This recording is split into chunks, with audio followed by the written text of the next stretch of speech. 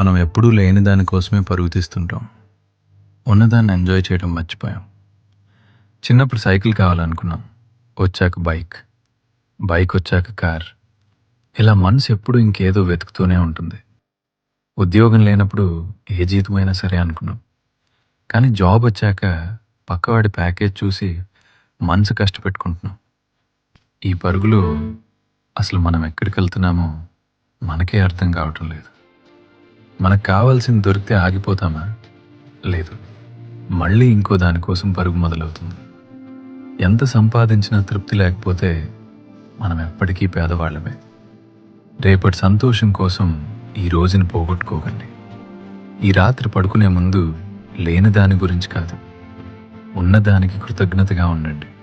ఎందుకంటే మీరిప్పుడు జీవిస్తున్న ఈ సాధారణమైన జీవితమే కోట్ల మందికి ఒక కళ.